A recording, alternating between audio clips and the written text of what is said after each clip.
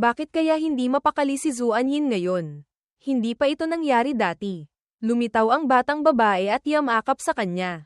Zuan Yin, may naramdaman ka bang kakaiba sa Nine Nether Sea region kanina? Isang hindi maipaliwanag na takot ang mababakas sa mukha ng batang babae. Posible kayang may kinalaman ng iyong pinagmulan sa Nine Nether Sea region. Nakahiga si Hua Qingyan, nakadekwatro, at nag-iisip. Sa bagay, si Zuan Yin, ang ganitong uri ng maalamat na banal na hayop. Kung hindi dahil sa isang espesyal na sitwasyon, paano siya madaling makukuha ng isang elder ng demonyong sekta? Ano ba talaga ang Nine Nether Sea region? May kumatok sa labas. Kuya, pasensya na sa abala. Mabilis na nagtago si Zuan Yin sa loob ng damit ni Hua Qingyan habang pagod na bumangon si Hua Qingyan. Kapatid na babae, pasok ka. Ngumiti siya. Kapatid na babae, gabing-gabi na. Bakit ka na parito? Kumunat ang noo ni Yu Jiangxen. Seryoso ang kanyang boses. Kuya, huwag mo na akong lokohin pa. Sa totoo lang, sa pagtitipon ng mga henyo, ikaw ang pinakamahalaga, hindi ba? Nauutal na nagtanong si Hua Qingyan. Sa tingin mo, patuloy na inilabas ng dalaga ang mga bagay na natanggap niya kaninang umaga. Ang mga kayamanang ibinigay ng Sect Master. Sa totoo lang, hindi ko ito karapat-dapat, kuya. Tanggapin mo na lahat. Lihim na nakahinga ng maluwag si Hua Qingyan. Ngunit pinanatili pa rin niya ang kalmadong ekspresyon habang sumasagot sa kanya. HMPH. Akala ko kung anong seryosong bagay. Kapatid na babae, ito ang gantimpala ng Sect Master para sa iyo. Wala akong anumang kontribusyon sa sekta sa pagtitipon ng mga henyo. Paano ko ito matatanggap? Tumingin sa kanya si Yu Jiangxen. Kuya, HMMM. Sa sitwasyong iyon, maliban sa iyo, wala na akong maisip na iba pang makakapagpakita ng ganoong kalakas na kapangyarihan. Itinuro niya ang kanyang mukha, pilit na gustong malaman ang katotohanan. Sabihin mo sa akin ang totoo. Ano ba talaga ang relasyon ninyo ni Qingdi? Pinagpawisan si Hua Qingyan. Naisip niya, dahan-dahan siyang nagsalita, mukhang hindi ko na ito may tatago. Sa totoo lang. Ako ay, pinutol ni Yu Jiangxen ang kanyang sinasabi at direktang sinabi. Tiyak na natanggap mo na ang mana ni Qingdi noon kung saan. Kaya mayroon kang ilang espesyal na paraan para pansamantalang mapataas ang iyong cultivation. Hindi ba? Natigilan si Hua Qingyan. Mabilis siyang sumang-ayon sa sinabi ni Yu Jiangxen. Iyon pala, hindi alam ni kapatid na babae. Sumunod na lang ako sa sinabi niya. Tama. Hindi ko akalaing hindi pa rin ito nakaligtas sa matalas mong mga mata. Kapatid na babae. Nagpatuloy si Yu Jiangxen. Ayon sa aking pagkakaalam, ang mga espesyal na paraang ito ay kumukonsumo ng napakaraming lakas ng katawan. Kaya ang mga kayamanang ito, tiyak na dapat mong tanggapin. Binalaan pa siya ng dalaga. Kung hindi, sasabihin ko sa Sect Master. Sige, tatanggapin ko na. Lihim na ngumiti si Hua Qingyan. Si kapatid na babae pala. Nag-aalala sa akin. Isang mabuting puso. Dapat ko pa ring tanggapin. Nagsalita siya, pero isa lang ang kukunin ko. Ang iba, itago mo na. At saka, ang tungkol sa pagtanggap ko ng mana ni Qingdi. Kapatid na babae, huwag mo sanang sabihin sa iba. Sige, umupo si Yu Jiangxen sa upuan. Inilagay ang mga gamit sa mesa at hinimok siya. Bilisan mo, pumili ka na ng isa. Sige, pinagmasdan ni Hua Qingyan ang mga gamit. Nag-isip, hindi ko alam kung bakit. Lagi kong nararamdaman na ang espiritual na lakas na ito ay may espesyal na koneksyon sa akin. Kinuha niya ang isang susi. Ito na lang. Ang daming banal na kayamanan na hindi mo pinili. Sigurado ka bang ito ang gusto mo? Kahapon pagkatapos ng pagpupulong, ipinagkatiwala ito sa akin ng Sect Master. Sinabi niyang limitado ang espiritual na lakas ng bagay na ito. Pwede lang gamitin para buksan ang libingan. Para sa mga disipulong tulad natin. Wala na itong ibang silbi. Nagmaktol si Yu Jiangxen. Si kuya, tiyak na nagpaparaya na naman sa akin. Hindi naman. Gusto ko talaga ito. Muli siyang nagtanong. Talaga, huwag mo akong lokohin ha. Hindi kita lolokohin. Nag-inat si Hua Qingyan. HMPH. Ang pagdududa ni kapatid na babae. Sa wakas, nalusutan ko na rin. Susunod, pwede na akong mag-enjoy sa aking bakasyon ng walang istorbo. Sa espasyo ng kamalayan ni Hua Qingyan. Si Star Sparrow ay nag-aalaga ng mga espiritual na halaman. Ang Azure Dragon ay nagluluto ng mga tableta. Si Moon Tiger ay nagdidikdik ng gamot. At ang Pagong naman ay nagpapakain ng isda. Hindi nasiyahang nagsalita si Moon Tiger. Tayo ay mga marangal na sinaunang banal na hayop. Mga anak ng kalayaan na pinili ng langit. Bakit tayo napunta sa mundo ng mga tao at naging mga manggagawa? Muling nagtanong si Star Sparrow at agad niyang ipinahayag ang kanyang intensyon. Bakit? May bago ka na namang ideya. Kung susunod lang tayo sa bagong Panginoong ito, hindi natin mahahanap ang Mawai Yulin NGOC. Paano natin mababasag ang harang para umakyat? Tayo ay mga banal na hayop. Oras na para bawiin ang ating karangalan at kalayaan. Biglang lumitaw si Hua Qingyan. Anong pinag-uusapan ninyo? Mabilis na nagbago ng ugali si Moon Tiger. Nagsimulang magalang na maglingkod sa kanya. Panginoon, maupo po kayo. Panginoon, nauuhaw po ba kayo? Ito po ay espiritual na bukal na pinalamig gamit ang espiritual na lakas ng buwan. Inumin niyo po. Walang masabi sina Star Sparrow, Azure Dragon, at Spirit Turtle sa biglaang pagbabago ng ugali ni Moon Tiger. Ang anak ng kalayaan. Para makapag-ascend, ngumiti si Hua Qingyan. Moon Tiger, talagang pinapahirapan kita. Hindi po mahirap. Ito po ay dapat kong gawin. Nagpatuloy siya sa pag-uusap. Panginoon, nangako po kayo na tutulungan niyo kaming hanapin ang Mawai Yulin NGOC. Talaga? Bakit? Mayroon ka bang impormasyon tungkol sa Mawai Yulin NGOC? Paliwanag ni Moon Tiger. Noon, mula sa bibig ni Zhao Rui. Talagang may nalaman akong ilang impormasyon tungkol sa Mawai Yulin NGOC. Hindi gaanong nagbigay ng detalye si Zhao Rui. Ngunit nabanggit niya ang isang lugar. Iyon ay ang Wuyun Mountain Range. 3,000 milya sa silangan. Hinimas ni Hua Qingyan ang kanyang baba. Nag-iisip, Wuyun Mountain Range. Lahat ng 4 na banal na hayop ay tuwang-tuwa. Panginoon, tingnan niyo po. Pumayag si Hua Qingyan. Sige, bukas ng umaga. Pupunta tayo sa Wuyun Mountain Range. Tuwang-tuwa ang 4 na banal na hayop. Si Hua Qingyan mismo ay nakahanap din ng maikling bakasyon para sa sarili. Opo, may 3 araw na bakasyon. Sakto, magbabakasyon na rin ako roon. Sa Wuyun Mountain Range. Si Hua Qingyan ay lumilipad patungo sa kanyang pahingahan. Habang lumilipad, naisip niya, hindi masama ang bagong klase ng siyandan. Ang payapang buhay bakasyon. Narito na ako. Sagana sa espiritual na enerhiya ang lugar na ito. Maganda ang tanawin. Hindi nga may kakaila na sikat itong cultivation resort. Humanga siya. Sulit na sulit ang biyaheng ito. Lumipad pa ng kaunti si Hua Qingyan at bumaba. Napansin niyang may isang tao kaya tumingin siya sa direksyong iyon. Isang matandang lalaki ang naghihintay sa kanya. Ang pangalan niya ay Gong Shou. Nagsalita si Hua Qingyan. Matanda, kayo po ba ang namamahala sa resort na ito? Opo, nagpatuloy siya sa pagtataka. Bakit sa daan papunta rito? Wala akong nakitang ibang tao. Hindi ba't napakasagana ng Wuyun Mountain Range? Walang pag-aatubiling sumagot si Gong Shou. Iyon po ang sitwasyon ilang taon na ang nakalipas. Tumingin siya sa malayo. Ngayon, ang buong kabundukan ay isang matandang tulad ko na lang ang natitira. Muling nagtanong si Hua Qingyan. Bakit po? Patuloy na nagkwento si Gong Shou.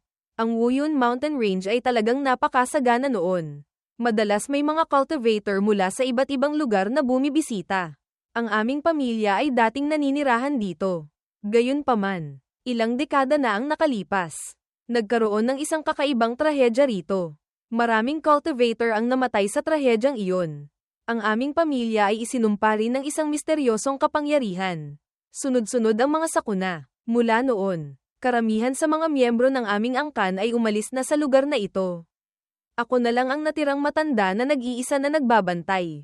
Ang bundok na ito ay naging abandonado na rin mula noon. Humanga si Hua Qingyan pagkatapos makinig.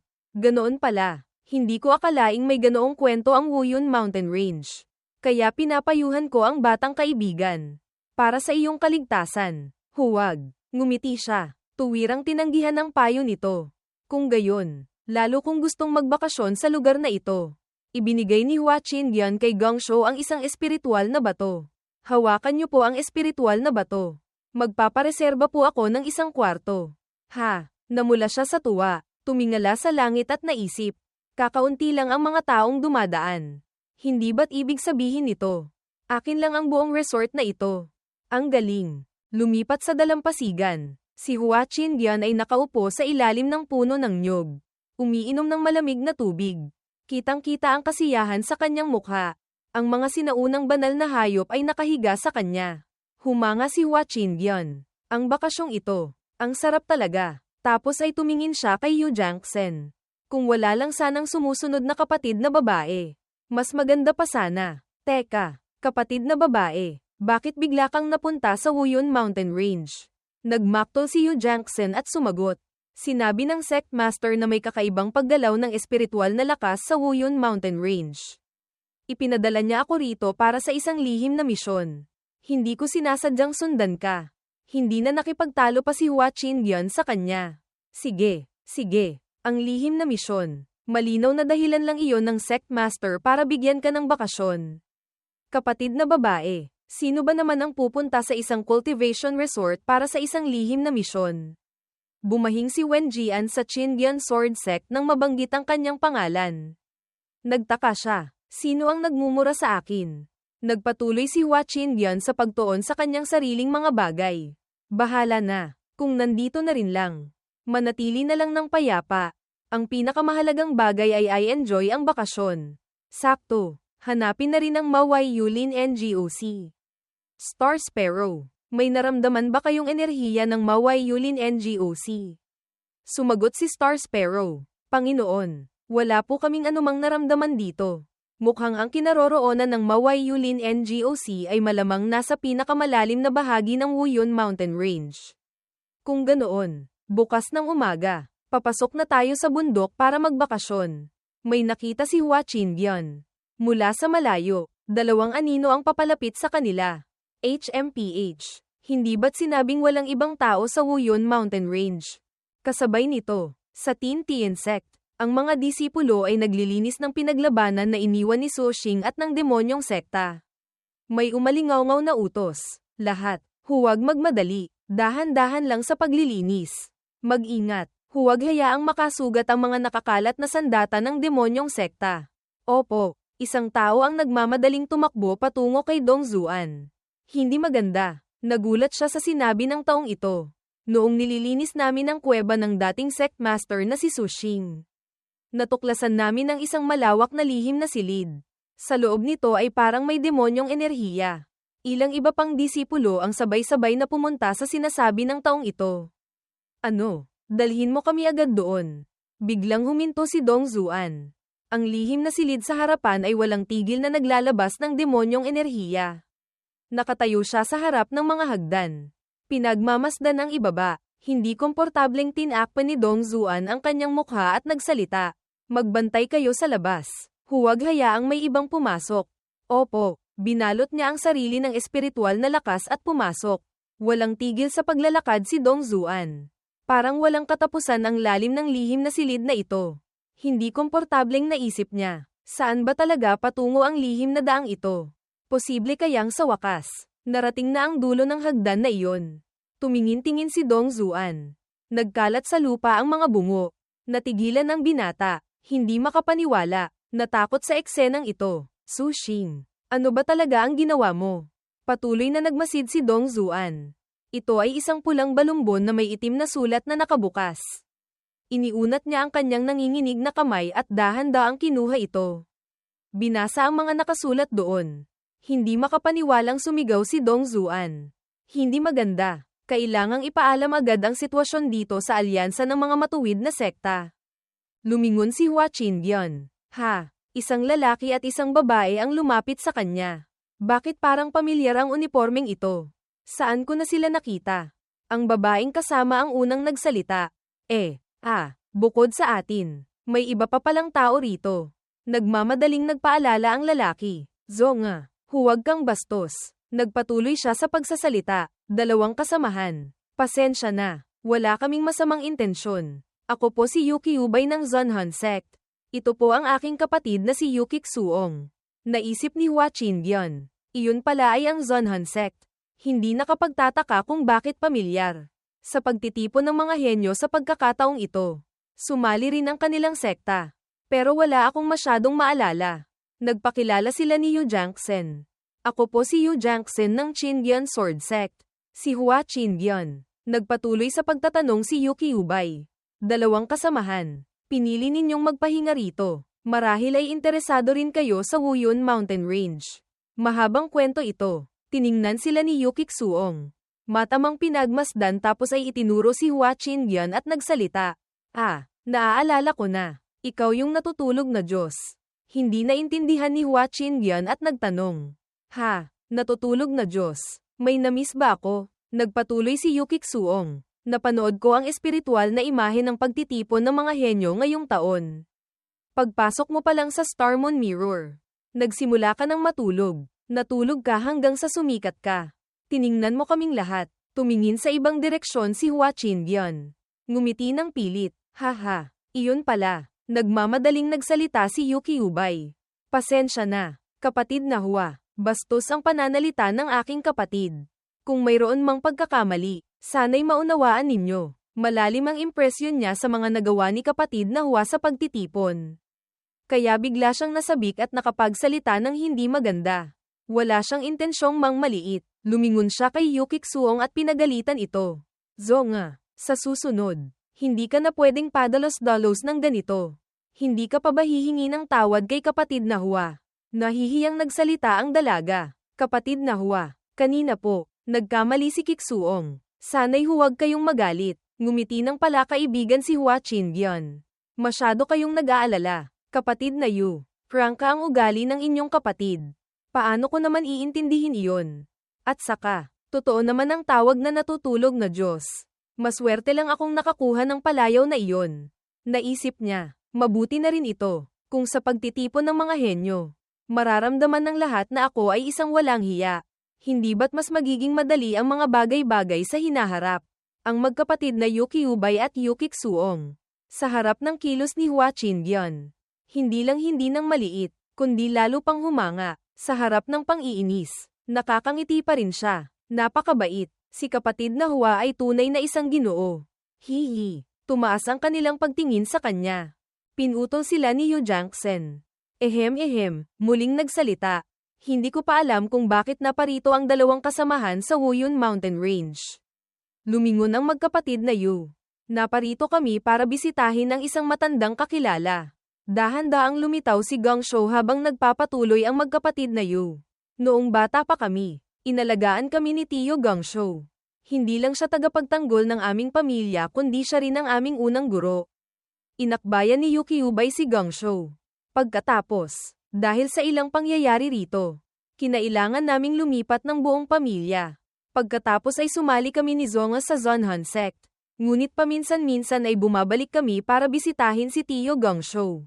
Para magpakita ng kaunting paggalang. Sumagot si Yu Jiangxen. Ganoon pala, ang ilang matatandang pinuno ng pamilya, kasama si Gong Shou, ay pinalibutan ng maraming cultivator na naninisi. Noon, dahil sa sunod-sunod na misteryosong pagkawala ng mga cultivator dito, maraming puwersa ang nagduda at nanisi sa aming pamilya. Lubhang naapektuhan din ang reputasyon ng aming pamilya. Kwento ni Yuki Ubay, may bakas ng hinanakit sa kanyang mukha. Noon, hindi sapat ang aming lakas. Hindi pa rin namin nalutas ang misteryo ng mga pagkawala. Ngayon, kami ni Zonga ay bumalik sa Wuyun Mountain Range na may natutunan na. Para imbestigahan ang bagay na ito, nagpatuloy ang kanyang kapatid. Sa mga darating na araw, mas mabuti kung manatili kayo sa kalapit na lungsod. Huwag kayong manatili sa bundok sa gabi. Bakit naman? Paliwanag ng dalaga. Dahil ngayon ay kabilugan ng buwan. Noon, sa tuwing may nawawala, laging kabilugan ng buwan. Nagulat si Yu Jiangxen. Naisip niya, ang Wuyun Mountain Range. May ganitong kakaibang pangyayari. Posible kayang may kinalaman ito sa demonyong sekta. Nagtaka si Hua Qingyan. Kung gayon, bakit ayos lang ang matanda? Napabuntong hininga si Gong Shou. Ang matandang ito, matagal nang nabubuhay dito. Wala namang nangyayari sa akin. Marahil ay tamad lang akong galawin ng kakaibang bagay na iyon. Naisip ni Hua Qingyan. Kahit gustong-gusto kong iwasan ang ganitong bagay. Ang pinakamalapit na lungsod ay nasa labas ng 700 milya. Teritoryo pa rin iyon ng Jinyun Sect. Naalala ko ang mga proseso na kailangan nilang gawin. Nakakainis. Pinag-isipan niya ang mga kalamangan at kahinaan at sa wakas ay nagsalita. Bahala na. Walang makakapigil sa akin. Hindi ba? Nagdeposito na ako sa resort na ito. Ngayong gabi, dito ako mananatili. Ang mga sinaunang banal na hayop ay nakakapit sa kanyang kamay habang tinitingnan niya sila at nagpatuloy sa pagsasalita.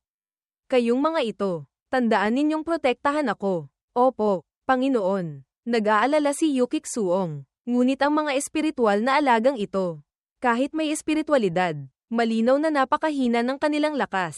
Ang natutulog na Diyos, kanina ay masyadong matigas ang ulo. Naisip ni Yuki Ubay, si kapatid na Hua. Kahit mukhang ordinaryo ang kanyang lakas. Ngunit hindi ko alam kung bakit. Lagi kong nararamdaman na hinding-hindi siya isang ordinaryong tao. Iniisip din ni Yu Jiangxin ang mga sinabi ni Wen Jian bago siya umalis. Sect Master, sa pagkakataong ito, ipinadala niyo ako sa Wuyun Mountain Range. Ano ba talaga ang misyon? Pagdating mo roon, malalaman mo. Kalkula ng dalaga. Posible kayang ipinadala ako ng Sect Master. Para ba sa bagay na ito? Sa Wuyun Mountain Range Resort, nag-aalalang muling nagtanong si Yuki Ubay. Kapatid na Hua, ang gabi ng dugong buwan ay laging napakapanganib. Sigurado ba kayong hindi nyo ito pag-iisipan? Sumang-ayon din si Yukik Suong. Tama, sa panig ng Jin Yun Sect. Kahit medyo nakakainis, pero ang bagay na ito, kahit papaano, may kinalaman sa buhay. Ngumiti si Hua Qingyan bilang tugon. Huwag kayong mag-alala. Kasama ko ang aking kapatid na babae at ang aking mga espiritual na alaga para protektahan ako.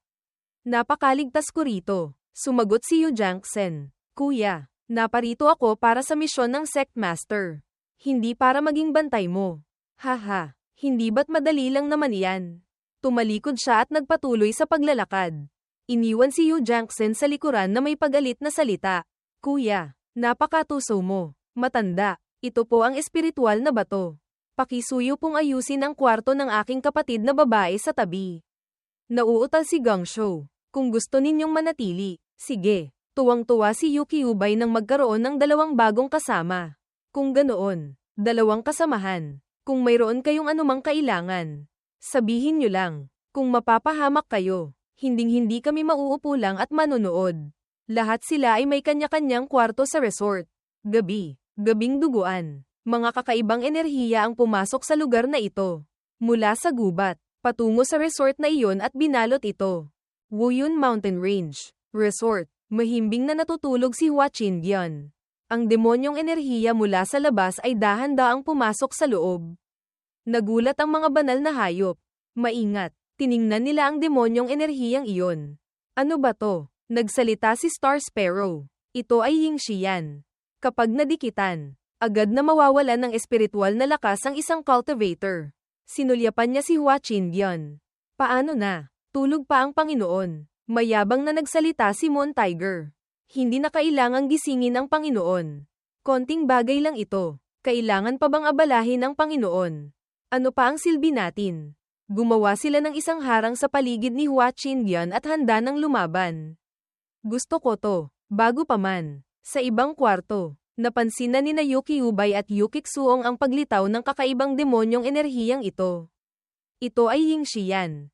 Buti na lang at maaga kaming naghanda ni Kuya. Talagang mayroon pa palang ganito rito. Nagulat sila nang makita ang demonyong enerhiya na nagtipon-tipon. Isang demonyo ang lumitaw sa loob nito. Ngumisi ito. Haha, hindi ko akalaing mangangahas pa kayong magpakita.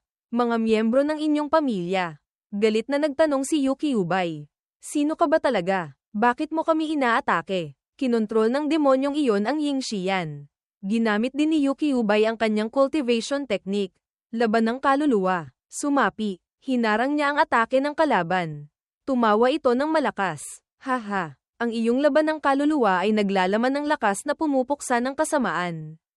Ang inyong pamilya ay nagkaroon na rin ng isang kilalang tao. Nagpatuloy siya sa pag-atake. Sayang. Dito ka lang mamamatay. Naghanda rin si Yuki Ubay. Handa ng labanan siya. Nananaginip ka. Kasabay nito, malakas siyang bumagsak sa pader.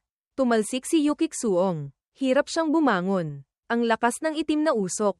Ayos ka lang ba sa kabilang banda? Nagsalita si Yukik Suong. Kuya, Ayos lang ako. Tumakas na kayo kasama ang dalawang kasamahan. Tumingin si Yuki Xuong kay Hua Qingyan. Natutulog pa rin siya. Napapalibutan ng harang. Hua Qingyan. Ang mga sinaunang banal na hayop ay tumingin kay Yuki Xuong. Hindi sila komportable. Nakakainis. Bakit may tagalabas dito? Sinabi ng Panginoon. Hinding-hindi pwedeng malantad ang ating lakas kapag may tagalabas. Paano na ngayon? Tatlong bahagi ng kawalan ng magawa ang naramdaman ni Yuki Xuong sa harap ni Hua Qingyan. Sa ganitong oras, nakakatulog pa rin. Ang natutulog na Diyos ay talagang hindi biro. Lumapit siya sa kama nito.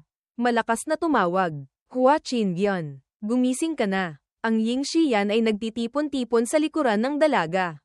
Isang espada ang ipinakawala ni Yu Jiangxen. Qingyan Sword Art. Agad siyang lumitaw. Tumayo sa harap ni Yuki Xuong. Mag-ingat ka. Salamat. Kasamang Jiangxen. Nagtaka si Yu Jiangxen. Ano ba talaga ang mga itim na usok na ito? Sumagot si Yuki Xuong. Ito ay Ying Xian. Kapag nadikitan, agad na mawawalan ng espiritual na lakas. Ilang dekada na ang nakalipas. Bigla itong lumitaw sa Wuyun Mountain Range. Pagkatapos ay sunod-sunod nang nawala ang mga cultivator. Naisip ni Yu Jiangxen. Ito ba ang lihim na misyon na ibinigay sa akin ng Sect Master? Ganoon pala. Hindi simple ang Wuyun Mountain Range. Nagpatuloy ang dalaga. Sandali lang. Gagamitin ko ang sword technique para itaboy ang mga itim na usok na ito. Huwag kang masyadong lalayo sa akin. Sige. Nagpakawala si Yu Jiangxen ng isang magandang espada. Galit na sumigaw ang kakaibang nilalang. Mga walang kwentang gagamba. Humanga si Yuki Xuong sa paglitaw ng kanyang kuya Yuki Ubay. Patuloy na sumugod si Yuki Ubay para umatake. Wasakin ang kasamaan. Sunod-sunod na tumama ang mga atake ni Yuki Ubay sa demonyong iyon. Nakakainis. Tumakas ito. Naiwan si Yuki Ubay na pagod at humihingal. Nagmamadaling lumapit si Yuki Xuong sa kanya nang bumagsak siya sa lupa. Kuya. Binuksan ni Gangshuo ang pinto. Nagmamadaling tumakbo papasok. Ki Ubay. Zonga. Ayos lang ba kayo? Tanong ni Gangshuo. Si Yuki Xuong naman ay abala sa pag-aalala sa kalagayan ni Yuki Ubay. Anong nangyari kanina? Kuya. Nagising na si Hua Qingyan. Anong nangyayari? Sumigaw si Yuki Xuong. Kuya, gumising ka. Huwag mo akong takutin. Inilabas ng dalaga ang iba't ibang uri ng panlunas. Ito ay Qing Feng Dan. Pampalamig at panlunas sa lason.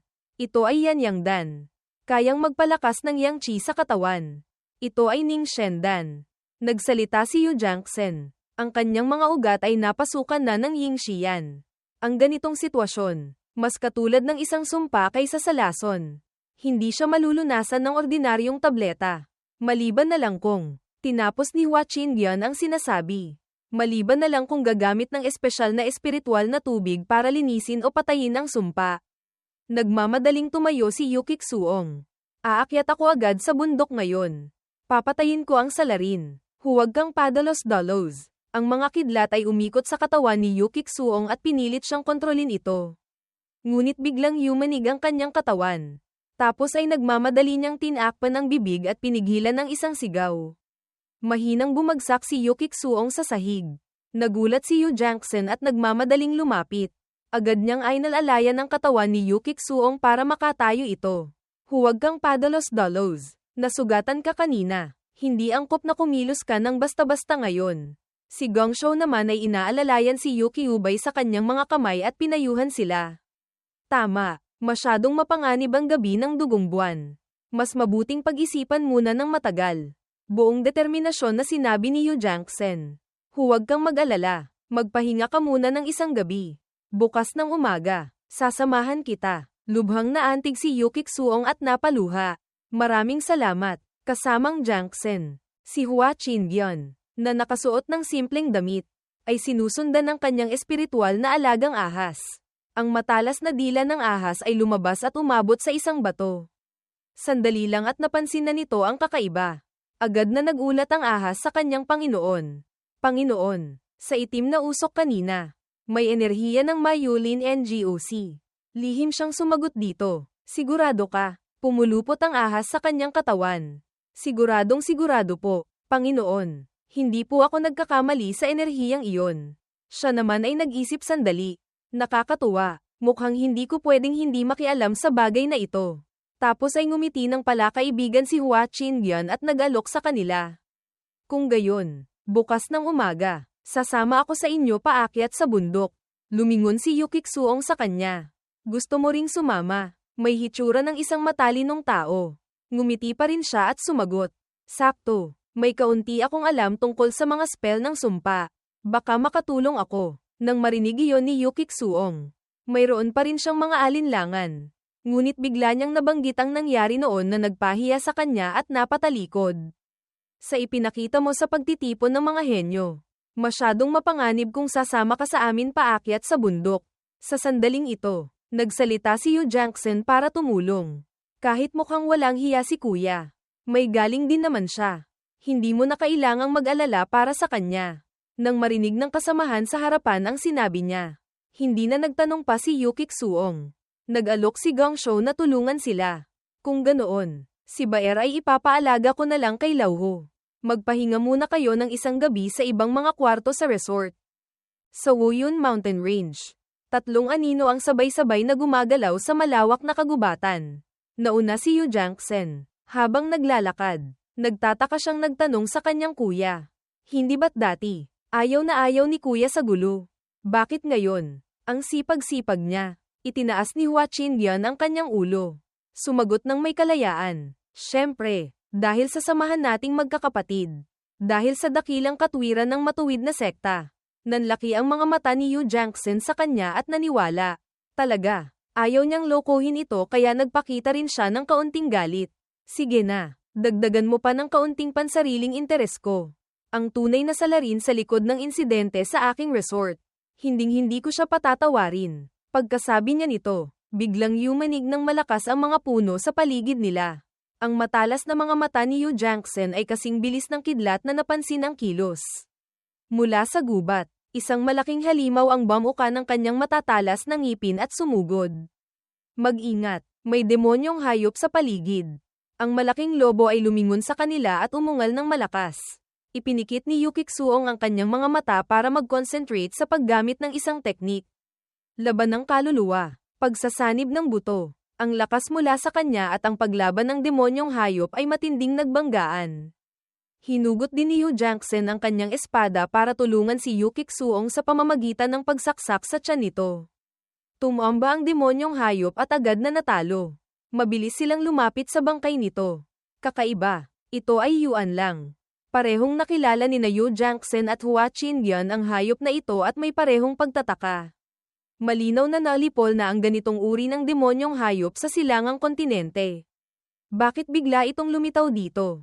Nakapagtataka talaga. Patuloy pa rin silang nag-uusap. Ngunit limitado lang ang kakayahan ng Yuan lang. Hindi ito nagdudulot ng banta sa atin. Lumingon si Yukik-suong sa likuran niya at nagtaka.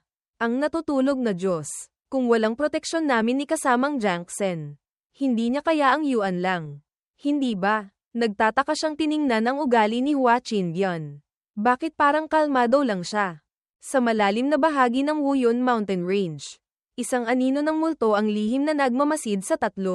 Nang ahas pa kayong umakyat sa bundok, lihim na naisip ng masamang anino. Mga walang takot, papatayin ko kayong lahat dito.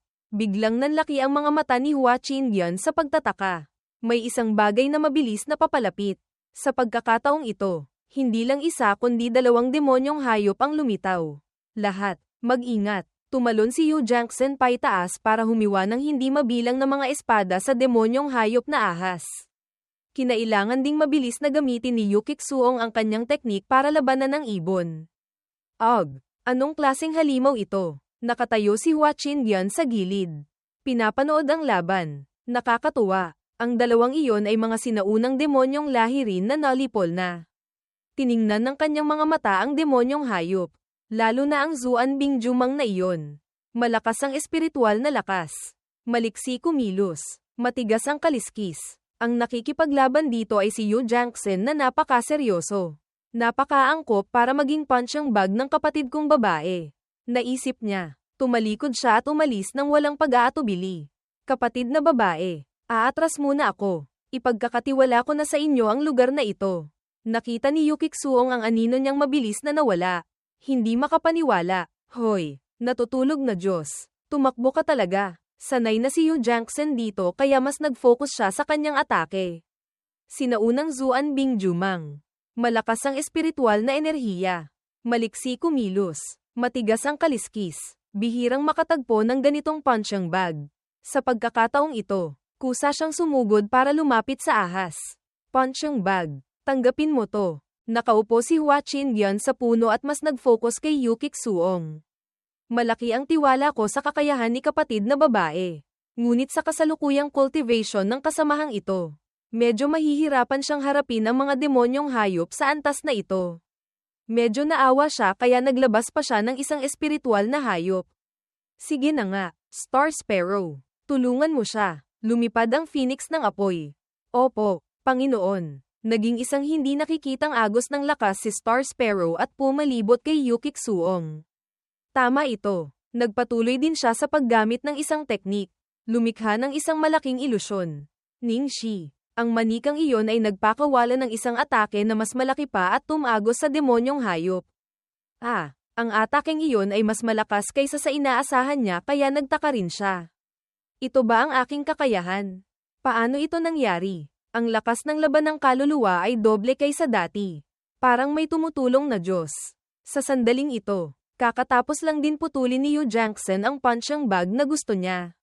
Kuya, nalutas na. Lumabas ka na. Payapang lumapit si Hua Qingyan sa kanila at nagpanggap na napakatotoo. Ang galing. Ang galing. Ang sinaunang demonyong hayop na ganyan kalakas. Nagawang patayin sa isang atake lang. Kasama kayong umakyat sa bundok. Napakakampante ko. Hindi talaga ako ganyan kalakas. Mayroon pa ring pagtataka sa puso si Yukik-suong. Parang may lihim na tumutulong sa akin. Nag-uusap pa sila nang biglang narinig ni Yu Jangsen ang tunog ng pagkabiyak sa likuran niya. Nagulat siyang lumingon para tingnan. Isang salagubang na puno ng pulang bunga sa katawan ang lumitaw sa likod ng yelo. Hindi naintindihan ni Yukik-suong kung bakit bigla silang nag-react ng ganoon kalakas. Anong nangyari sa inyo? Walang tigil na naglalabas ng masamang enerhiya ang salagubang. Habang ipinapaliwanag ni Yu Jangsen sa kanya. Ito ay isang bihirang uri ng parasitikong insekto. Kayang kontrolin ang mga demonyong hayop mula sa malayo. Kahit ang kanilang mga bangkay ay nagiging napakalakas at mabangis. Nag-aalala si Yukik-suong. Kaya pala ang mga demonyong hayop sa silangang kontinente na nalipol na. Biglang lumitaw ulit. Ang isang malakas na babaeng tulad ni Yu Jangsen ay kinailangan ding mag-isip ng malalim. Ang puwersa sa likod ng Wuyun Mountain Range. Mukhang hindi simple. Ang kanilang mga hinuha ay lalo pang nagpalungkot kay Yukik-suong. Pero paano natin mahahanap ang taong kumokontrol? Sa sandaling ito, umubo si Hua Qingyan ng ilang beses. Itinuro niya ang sarili tapos ay umamin. Sakto, alam ko ang isang teknik para maghanap ng mga bagay. Kumpiyansa siyang nagsalita sa dalawang dalaga. Pwede nating gamitin ang parasitikong insektong ito para mahanap ang kinaroroonan ng taong gumamit ng spell. Nagulat na napabulala si Yukik-suong. Hindi ko akalaing alam mo pa ang tungkol sa mga parasito. Agad niyang ginamit ang espiritual na lakas para iangat ang salagubang. Hindi ko rin lubos na naiintindihan ang lahat ng uri ng parasitikong spell. Isang kamay niya ay pula. Isang kamay ay asul dahil sa hawak na espada. Tapos ay itinaas niya ito. Medyo mukha siyang kontrabida. Pero may iba akong paraan. Direktang pinaghalo ni Hua Qingyan ang lakas sa magkabilang panig. Kaya lumipad ang kanyang buhok kasabay ng hangin. Pinagmasdan ni Yukik-suong at nagtaka. Bakit siya gumagamit ng espada? At saka, ang sword technique at parasitikong spell ay dalawang magkaibang uri ng spell na walang kinalaman sa isa't isa. Pabulong na sinabi ni Yu Jangsen sa tabi. Sa loob ng sword technique mismo, nakapaloob na ang malalim na Heavenly Dao Intent. Isang malaking lambat ang inilatag ni Hua Qingyan sa buong bundok. Kuya, sa pamamagitan ng hibla ng karma sa Heavenly Dao, mahahanap niya ang kinaroroonan ng taong nasa likod nito. Nanlisik ang kanyang mga mata. Nahanap na. Naputol ang hibla ng espada niya. Ang kumokontrol ay nasa direksyong iyon. Lumingon si Yukik-suong sa pagtataka. Sa direksyong iyon ba? Posible kayang nasa loob iyon. Ang kanyang mga salita ay medyo misteryoso kaya agad na nagtanong si Hua Qingyan. Alam mo ba ang lugar na iyon? Kung magkatugma ang ating mga impormasyon, bakit hindi mo sinasabi sa amin ang nalalaman mo? Nagngalit siya sa takot at nagsalita. May isang kuweba roon na matagal nang nakalimutan. Ang panloob na kwento ay ikinwento rin niya. Ang bagay na ito ay marahil may kinalaman sa isang matagal ng kwentong bayan sa aming pamilya. Ang taong iyon ay may dalang sulo at pumasok sa madilim na kuweba. Noon, pagkatapos naming makuha ang Wuyun Mountain Range, may isang taong aksidenteng napasok sa isang nakatagong kuweba at natuklasan na sa loob nito ay ibang mundo pala. Malawak ang espasyo sa loob ng kuweba at naglalaman ng isang kakaibang lakas. Lalong nanginginig ang kanyang boses habang nagkukwento sa kasukdulan. Noon, ang pinuno ng angkan, na siya ring aking ama, ay balak sanang iulat ang sitwasyong ito sa alyansa ng mga matuwid na sekta. Ang sitwasyon sa sekta noon ay napakatindi. Walang mapagkukunan, ngunit ang ilang elder sa pamilya ay nagkaroon ng kasakiman. Sa tingin nila, ang kuweba na iyon ay malamang natirahan ng isang sinaunang eksperto. Sa loob nito ay may mahahalagang kayamanan. Kaya lihim silang nagpadala ng isang grupo ng mga tao para subukang tuklasin ang kuweba. At napakalinaw ng resulta ng padalos-dalos na kilos na iyon. Siyempre, ang resulta ay nalipol ang buong grupo. Pagkatapos ng insidenteng iyon, isinara na nila ang kuweba. Mula noon, hindi kakaunti ang mga miyembro ng pamilya na misteryosong nawala sa kabundukan. At sa tuwing may nawawala, laging may paglitaw ng dugong buwan at yingxiyan. Para ayusin ang sitwasyon, napilitan ng aking ama na magpadala ng mga tao para isara ang kuweba na iyon. Kasabay ng pag-alis ng buong pamilya, sinabi ni Yu Jackson ang kanyang iniisip. Kaya ngayon, sa tingin mo, ang mga pangyayaring nararanasan natin ngayon ay may kinalaman sa kakaibang kuweba noon. Tumango si Yu Kiksuong. Malamang na ganoon nga. Posible kayang ang mga ninuno ng aming pamilyang Yu ay aksidenteng nakatuklas ng isang sikretong hindi dapat malaman. At ngayon, muling lumitaw ang sikretong ito. Kumunat ang noo ni Hua Qingyan. Nag-iisip, Yingxiyan na naman. Sa loob ng Yingxiyan na iyon ay may enerhiya ng Ma Zolingyu. Posible kayang ang kayamanang nakita noon ng pamilyang Yu sa kuweba ay ang Ma Zolingyu. Lubos na interesado si Yu Jackson sa ekspresyon ng kanyang mukha. Posible kayang nag-aalala si Kuya sa panganib ng kuweba. Sa bagay, noon, inamin na ni Kuya na ginamit niya ang mana ni Qingdi. At ang paraang ito ay kumukonsumo ng napakaraming enerhiya ng katawan. Nagmamadali siyang kumuha ng ilang piraso ng anteng-anteng at ibinigay ito sa kanya. Kuya, tanggapin mo ang mga Leon Dunfu na ito. Kung sakaling mapahamak ka, kailangan mo lang durugin ang anteng-anteng na ito at dadalhin ka nito agad palayo sa mapanganib na lugar. Ha, hindi pa naiintindihan ni Hua Qingyan. Tiningnan niya itong taimtim na inaabot gamit ang dalawang kamay. Nagmamadali siyang nagpaliwanag. Kapatid na babae, anong sinasabi mo? At saka, kung kukunin ko ang iyong anteng-anteng, paano ka naman kapag napahamak ka? Mayroon akong ibang mga pananggalang na ibinigay ng guro.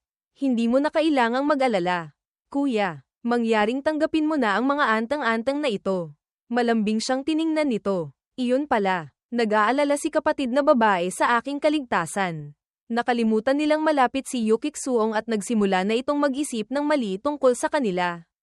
Hindi nakapagtataka kung bakit ayaw pumunta ni Ruishen. Iyon pala, may ganoon silang relasyon. Nakita ni Hua Qingyan na namumula ang buong mukha nito. Nagmamadali siyang nagsalita. Hindi mo na kailangang mag-isip ng kakaiba. Wala na siyang ibang magawa kundi tanggapin ang mga anteng-anteng. Maraming salamat sa iyong kabutihang loob. Kapatid na babae, hindi na dapat ito ipagpaliban pa. Pumunta na tayo agad sa kuweba sa bundok na iyon. Tuwang-tuwang sumagot si Yu Jackson. Sige, muling sumunod ang tatlo sa isa't isa. Dumaan sa mga malalaking puno. Papasok ng malalim sa gubat. Ilang sandali pa lang silang naglalakad. Naramdaman na naman nila ang kakaibang enerhiya. Ito ay, naitulak lang ni Yu Jackson si Hua Qingyan palabas. Mag-ingat, nagtagumpay siyang makatakas sa bitag. Ngunit hindi nakatakas ang dalawang dalaga. Nang matauhan sila, nasa isang pulang espasyo na sila. Sinubukang atakihin ni Yu Kiksuong ang espasyong iyon. Pagsasanib ng buto, unti-unting humina ang kanyang atake nang hindi ito makalipad. Tuluyan itong naglaho sa ere. Tiningnan niya ang kanyang espiritual na lakas na bumabalik. Lalo siyang nalito. Anong klaseng kakaibang porma sayon ito? Bakit walang epekto ang atake? Hinimas ni Yu Jiangxin ang kanyang baba. Nag-iisip, posible kayang. Pareho silang may naiisip ni Hua Qingyan sa labas. Ming Yuan Ling Guang Formation. Si Hua Qingyan sa labas ng harang na naghihiwalay sa kanila. Bakit lumitaw dito ang pormasyong ito? Medyo nakakainis ito. Pinatayo ni Yu Jiangxin si Yu Kixuong sa likuran niya para protektahan ito. Ito ay Ming Yuan Ling Guang Formation. Sikat sa napakalakas nitong depensa. Kayang automatikong ayusin ang lahat ng pinsalang dulot ng atake. Ito ay isang mataas na antas na porma sayon na ginagamit para protektahan ang mahahalagang lugar. Marami siyang alam tungkol dito. Kapag nagsimula na ang pormasyong ito, kahit ang isang eksperto sa Nirvana Realm ay mahihirapang makatakas. Napagtanto ni Yu Kixuong, posible kayang natuklasan na tayo ng taong nasa likod nito. Buti na lang at pwede pa silang mag-usap sa pamamagitan ng sound transmission kaya sumigaw si Yu Jiangxin. Kuya, napakapanganib ng pormasyong ito. Huwag mo na kaming alalahanin. Agad mong gamitin ang Li Yundunfu para humingi ng tulong sa alyansa ng mga matuwid na sekta. Sumang-ayon din si Yu Kixuong. Tama, kasamahan. Sa antas ng iyong cultivation. Masyadong mapanganib kung mananatili ka rito. Mas mabuti pang umalis ka na agad. Ngunit si Hua Qingyan ay isang binatang matuwid. Hindi natatakot mamatay, kaya napabuntong hininga lang siya. Tatatakas. Ang kanyang maitim na buhok ay sumasayaw pa rin sa malakas na hangin. Kahit napakaangkop nito sa dati niyang estilo. Nasa kanyang kamay ang dalawang bagong anteng-anteng. Ngumiti siya at sinabi, pero kapag nagtatrabaho, kapag nag-imbita ng pagkain ang kliyente, dapat naman sigurong mag-imbita rin pabalik. Hindi ba? Natigilan si Yu Kixuong. Ha, kliyente, trabaho. Anong sinasabi niya? Bakit hindi ko maintindihan? Laging ganyan kumilos si kuya. Masasanay ka rin. Makikita mong normal lang iyon. Siya naman ay nagsimula ng seryosong mag-ipon ng espiritual na lakas sa paligid niya. Mukhang kailangan ko na talagang kumilos. Ang mga espadang nabuo ay napakarami. Una, kailangan ng isang maliit na porma sayon ng espada. Lahat sila ay nakatutok sa harang na iyon at naghihintay ng pagkakataong sumugod. Subukan lang natin. Kumunat ang noo ni Yu Jiangxin. Ang Ming Yuan Ling Guang Formation ay hindi naman talaga imposibleng sirain. Kailangan lang magpakawala ng lakas sa isang iglap para makalikha ng kapangyarihang mas malakas ng maraming beses kaysa sa porma sayon mismo para mabasag ito. Tiningnan siya ni Yu Kixuong. Kasabay ng paghugot ng espada. Nag-aalangan. Pero saan tayo kukuha ng ganoong kalakas na enerhiya? Pinilit niyang ituon ang kanyang mga mata sa porma sayon sa paligid nila. Pwede lang nating subukan. Isang atake ng espada ang pinakawalan. Hindi mabilang na hiwa ang kanyang pinakawalan. Walang tigil itong tumatama sa harang at lumilikha ng malalakas na yumanig. Ngunit pagkatapos, ang kanyang espiritual na lakas ay nahigop din ng buo. Nagulat si Yu Jiangxin habang tinitingnan ang mga lugar na kanyang inatake. Mga bilog na marka na parang patak ng tubig ang lumitaw sa ibabaw ng kanyang ulo. Hindi lang ito automatikong nag-aayos kundi hinihigop din ito ang enerhiya ng umaatake. Bigla, sa pagkakataong ito, may isang maitim na spell ang pumasok sa loob ng harang. Nagpatawag ito ng dalawang itim at mabangis na lobo. Delikado, may demonyong hayop, mula sa pagsira ng porma sayon. Lumipat sila sa paglaban sa halimaw kaya kinailangan nilang mag-concentrate ulit. Mag-ingat ka. Ang dalawang magkasalungat na agos ng lakas ay ilang segundo na lang at magbabanggaan na. Iwinasiwas ni Yu Jiangxin ang espada. Dalawang hiwa. Qingyan Sword Art. Ginamit din ni Yu Kixuong ang kanyang manika para magpakawala ng isang atake ng pagsasanib ng buto. Lahat ng atake ay tumama sa harang sa labas. Kinontrol din ni Hua Qingyan ang mga espada para bumaba. Isang ulan ng espada ang bumagsak sa matibay na harang na iyon. Yumanig ang buong gubat. Sa ibabaw ng harang, lumitaw ang napakalalaking butas, at umuusok ng makapal. Gayunpaman, agad din itong bumalik sa dati. Kumunat ang noo ni Hua Qingyan.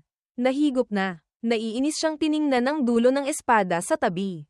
Ang tamad gumamit ng maliit na porma sayon ng espada. Talagang hindi pwede. Sa sandaling ito, lumitaw si Star Sparrow na may maliit na anyo. Panginoon, mangyaring hayaan niyo kaming subukan. Tiningnan niya ito at tumango. O kaya ninyong sirain ang Mingyuan Lingguang Formation. Hindi lang si Star Sparrow kundi pati ang ibang mga espiritual na hayop ay lumitaw din. Kami ay mga sinaunang banal na hayop. Panginoon, huwag niyo kaming maliitin. Napakagilas nilang lumitaw. Tulad ng kanilang pangalan. Ang pagsasama-sama naming apat ay sapat na para wasakin ang langit at lupa. O kaya yugyugin ang mga bundok. Tapos ay nagsikap silang atakihin ang harang. Gayunpaman, bumabalik pa rin ito sa normal. Nakita ni Hua Qingyan at nainis. Yugyugin ang mga bundok. Wasakin ang langit at lupa ba ito? Lihim na sinabi ni White Tiger na nakatago sa likuran niya. Hindi naman. Habang bumabalik ang harang, lalo pang lumakas ang pagkalat ng maitim na enerhiya. Agad na may napansin si Star Sparrow. Lumingon siya at agad na nagulat. Panginoon, ang pormasyong ito ay may enerhiya ng Mawai Yulin NGOC.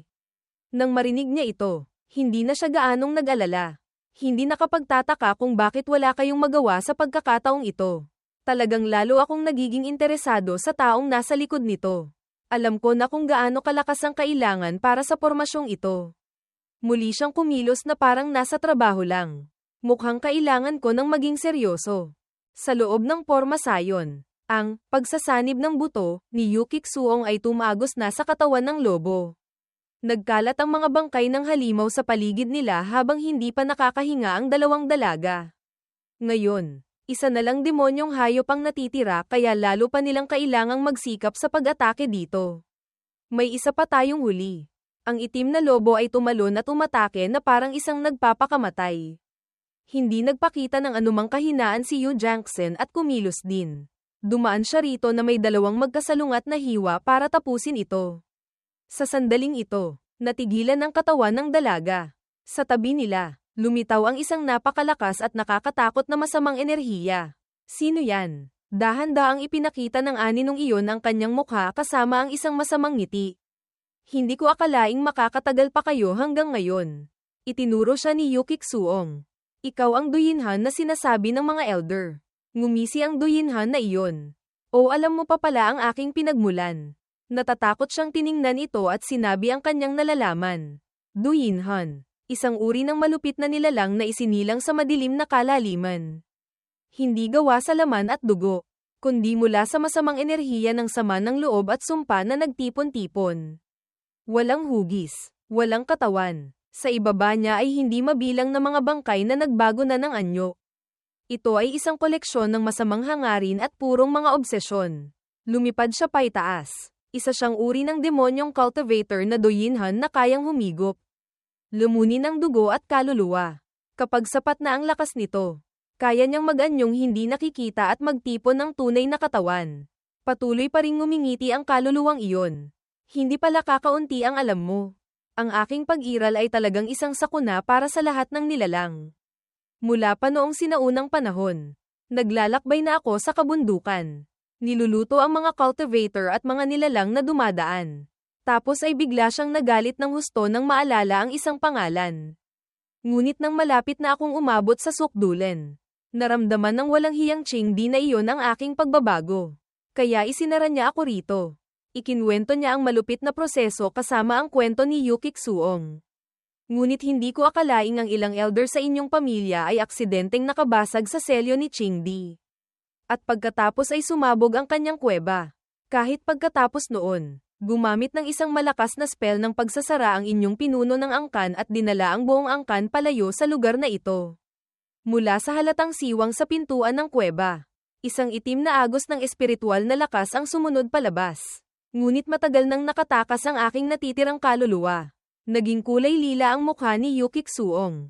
Iyon pala ang katotohanan sa likod ng misteryosong pagkawala tuwing kabilugan ng buwan. Nabuo na ang kanyang braso. Sayang, ang pagluluto lang sa ilang cultivator at demonyong hayop na iyon. Hindi talaga kayang ibalik ang aking dating lakas. Tapos ay bigla niyang kinuyam ang kanyang kamay. Naapektuhan agad ang katawan ni Yu Jiangxin at Yu Kixuong.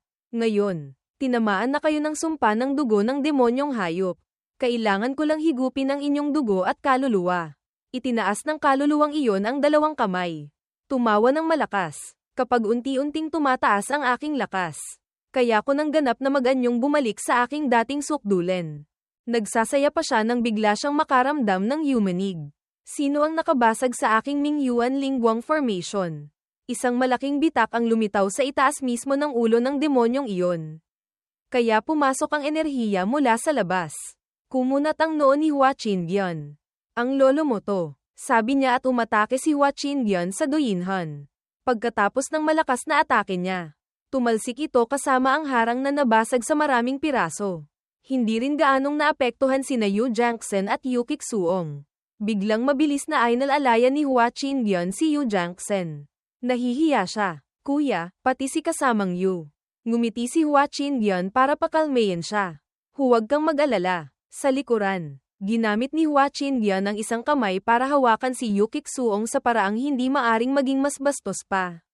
Nasalba ko na siya. Paalala niya, magpagaling muna kayo. Ipagkatiwala nyo na lang sa akin ang isang ito.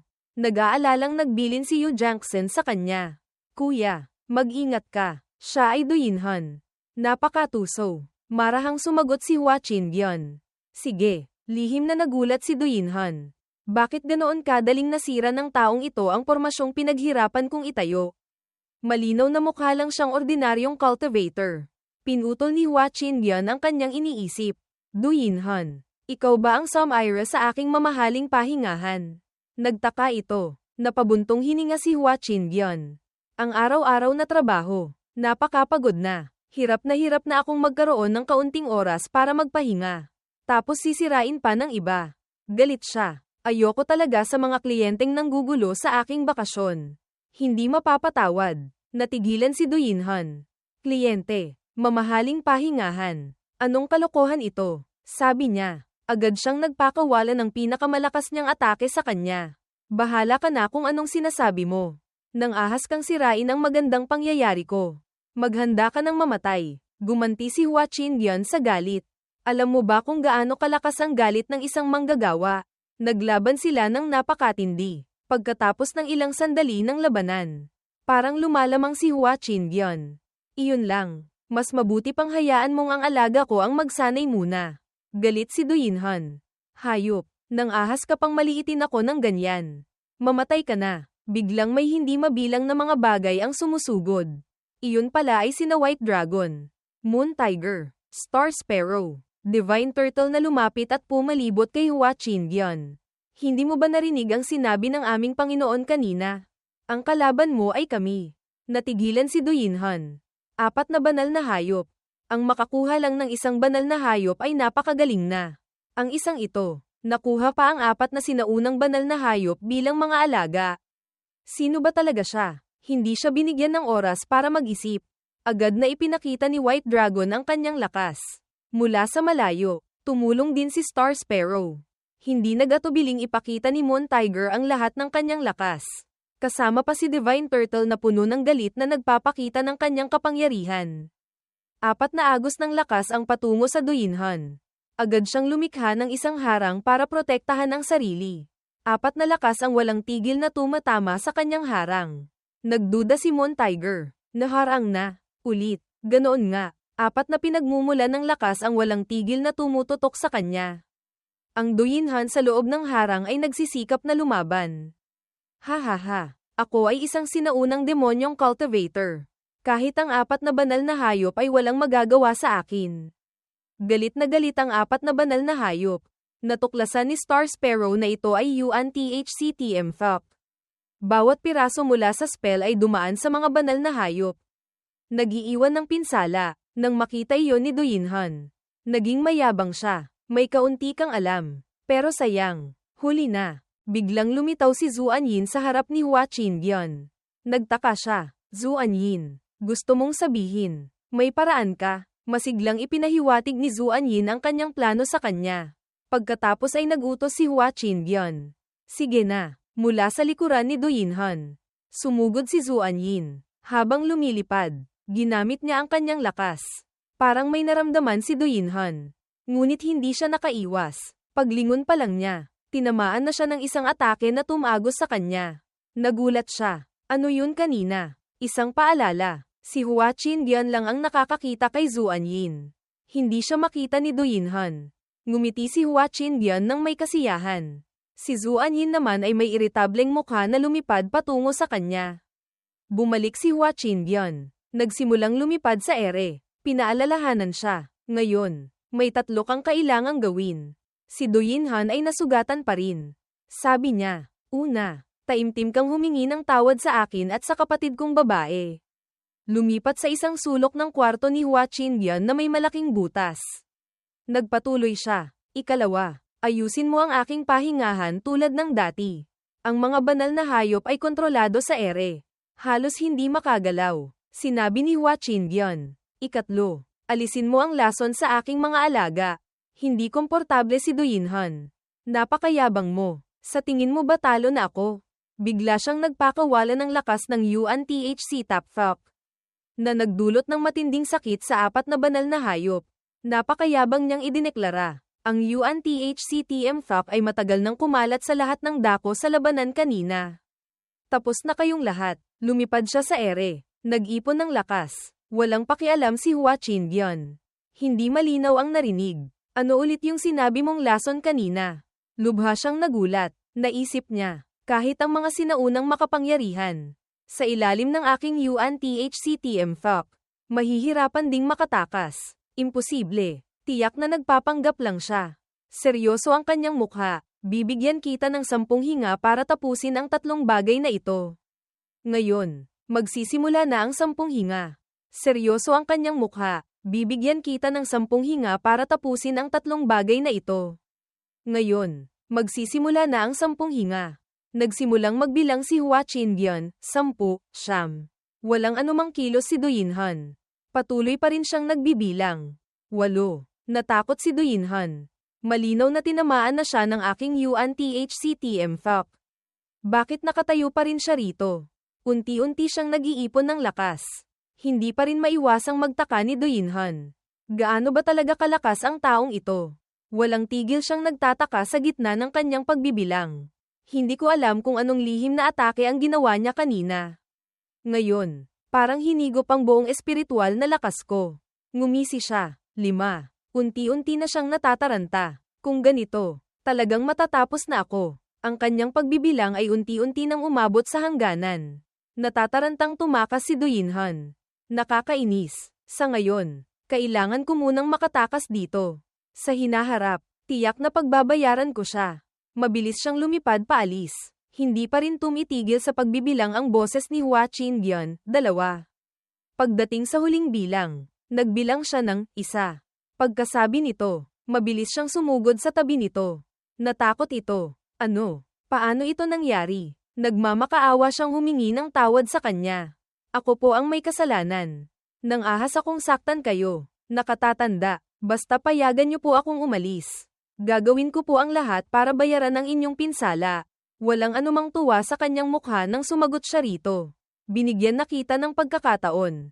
Hindi mo naman pinahalagahan. Ngayon, huli na. Naging napakagulo ng kanyang emosyon.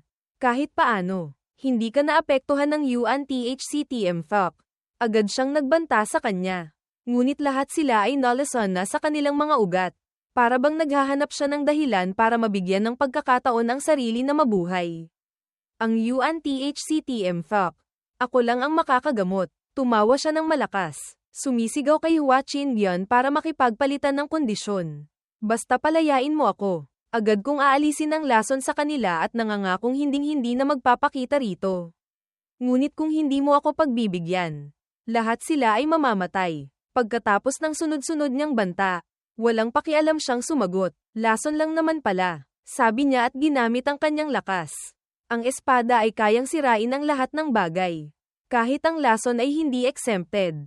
Kaya rin itong sirain. Agad niyang ipinakita sa kanya ang agos ng lakas na patungo kay Yu Jiangxin at pumalibot dito. Unti-unting nawala ang lason sa kanyang kamay. Lihim siyang nagpasalamat. Hindi lang nasira ng sword chi ang Yuan THC TM-FOC habang nag-iisip siya. Tuluyan nang nawala ang lason sa kanyang kamay. Kundi nagdala pa ito ng isang mainit na agos ng espiritual na lakas sa aking mga ugat. Hindi nga may kakaila si kuya. Kasabay nito, ang lason sa Moon Tiger ay natanggal na rin ang lakas niya. Kaya palang kontrolin ni Panginoon ang sword chi ng ganoon kahusay. Nagsalita rin si Star Sparrow. Napakalakas talaga ni Panginoon. Tungkol naman sa Duyinhan. Lubha siyang natigilan. Tulala sa kanyang nasaksihan. Ang sword chi ng taong ito. Nagawa niyang madaling alisin ng Yuan THCTM Fuck. Ang ganitong uri ng sword daw. Sa isang tao ko lang nakita. Iyon ay, bigla niyang naalala si Qingdi. Pagkatapos ipakita ni Hua Qingyan ang kanyang lakas. Lumingon siya sa kanya. Susunod na ikaw. Isang malakas na puwersa ang sumugod sa kanya. Wala siyang magawa kundi sumigaw sa kawalan ng pag-asa. Hindi. Sa isang iglap, unti-unti siyang nadadaig. Naging isang pulang enerhiya na lang. Nagsalita si Hua Qingyan. Wala namang silbi sa akin ang bagay na ito. Mas mabuti pang hayaan ko na lang kayong maglaro. Sumunod ang 4 na banal na hayop. Maraming salamat, Panginoon. Sa sandaling ito, biglang nagising si Yukik Suong. Dahan-dahan niyang iminulat ang kanyang mga mata. Nagtanong si Yu Jiangxen, gising ka na? Kumusta ang pakiramdam mo? Tulalang sumagot si Yukik Suong. Ayos lang ako. Ano ba ang nangyari kanina? Bigla niyang naalala. Naaalala ko na. Parang inatake tayo ng Duyinhan. Naipit tayo sa Mingyuan Lingguang Formation. Teka, nasaan na ang Duyinhan? Hindi alam ni Yu Jiangxen kung paano ito ilalarawan sa kanya. Ito, si Hua Qingyan na kada rating lang mula sa malayo ay nagsalita. O kanina, aksidenteng may dumaan na isang banal na hayop. Madali niyang sinira ang porma sayon. Ang Duyinhan ay nalutas na ng banal na hayop na iyon. Nagtaka si Yukik Suong. Banal na hayop, sumagot si Hua Qingyan. Tama, mukhang isang ibon. Muli siyang nagtanong. Mukhang ibon. Inilarawan ni Yu Jiangxen. Isang banal na hayop na aksidenteng dumaan at madaling nalutas ang isang sinaunang demonyong cultivator. Ang mga salita ni Kuya. Marahil ay hindi naman gaanong simple. Talaga bang naniniwala si kasamang Yukik Suong? Parang may naisip si Yukik Suong. Nagmamadali siyang sumigaw. Posible kayang ang banal na hayop na Wangean Duan Liukei. Sumagot si Hua Qingyan. Tama, lihim siyang naisip. Haha, ang imahinasyon ang pinakamalakas na sandata. Tuwang-tuwa si Yukik Suong. Sabi nila, ang ganitong uri ng banal na hayop ay galit sa masasamang nilalang. Kusang aatake sa mga demonyo at masasamang espiritu. Mahigit 1,000 taon nang hindi nagpapakita sa Wuyun Mountain Range. Hindi ko akalaing ngayon, magkakaroon tayo ng pagkakataong masaksihan ito. Nagulat si Yu Jiangxen. Naniwala talaga siya. Biglang naisip ni Yu Jiangxen. Lihim silang nag-usap. Napakapangit ng kanilang mga mukha. Ang galing magsinungaling ni Kuya. Dati, hindi naman siguro siya laging ganito magsinungaling sa akin. Nagmamadali siyang nagpadala ng sound transmission para pakalmayin ito. Paano ko naman magagawa iyon? Kapatid na babae, kailangan mong maniwala sa akin. Nagkatinginan sila ng malalim. Mula sa malayo, pinagmamasdan sila ni Yukik Suong. May isang ideya ang dumaan sa kanyang isip. Posible kaya, medyo nag-aalala ang dalawa. Naisip ni Hua Qingyan. Talagang ang nag-aalala si Yu Jiangxen. Napansin pa rin ni Yukik Suong na may kakaiba sa bagay na ito. Bigla siyang nakaramdam ng hiya. Talagang napakawalang katwiran. Ang tungkol sa banal na hayop na aksidenteng dumaan. Medyo nalito si Hua Qingyan. HMPH. Ganoon na lang ba kadaling pagdudahan? Hindi ba dapat? Nagpatuloy si Yukik Suong. Noon pa man, gusto ko nang itanong. Posible kayang, nahihiya siya. Kayong dalawa, magkasintahan. Nang marinig iyon ng dalawa, natigilan sila. Sabay silang sumigaw. Nagkatinginan sina Hua Qingyan at Yu Jiangxen. Hindi naintindihan. Magkasintahan. Kinamot niya ang ulo. Nalilito. Ako, hindi. Nahihiyang si Yu Jiangxen. Magkasintahan. Hindi kami. Hindi naintindihan ni Yukik Suong. Bakit? Mukhang nagkamali ako ng intindi. Pilit na ngumiti si Yu Jiangxen. Nagpalit ng usapan. Teka, kasamang Yukik Suong. Natanggal na ang Yuan THCTM Fuck. Marahil ay gumaling na ang iyong kuya. Biglang naalala ni Yukik Suong.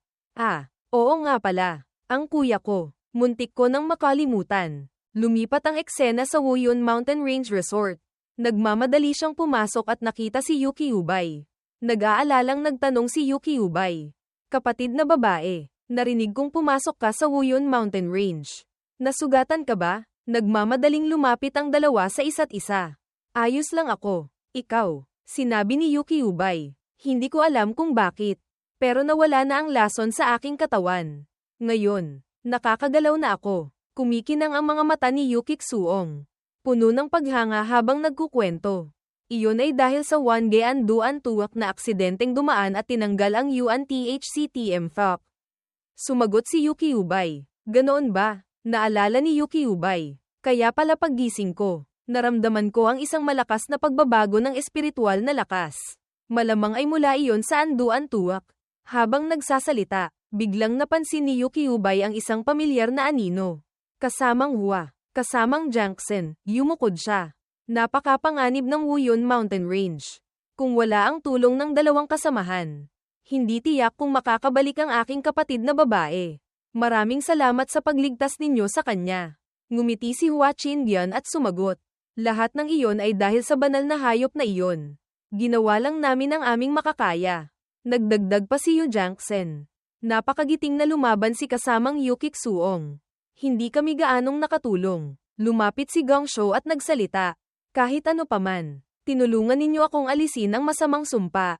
Bumalik sa kapayapaan ang Wuyun Mountain Range at maaaring umunlad tulad ng dati.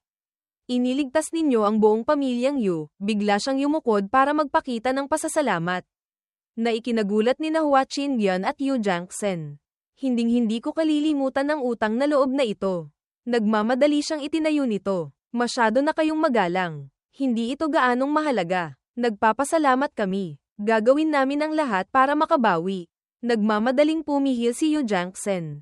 Hindi na kailangan. Saglit na nag-isip si Hua Qinbian. Sabi mo, kahit ano, bigla siyang may naisip. Kung gayon, may maliit akong kailangan ng tulong ninyo. Masiglang sumagot si Yuki Ubay. Kahit harapin pa namin ang pinakamataas na antas ng demonyong hayop, hinding-hindi kami aatras. Sa sandaling ito, sina Yuki Ubay at Yuki Xuong ay gumagamit ng lakas para ilipat ang mga bato. Sunod-sunod silang nagtatrabaho.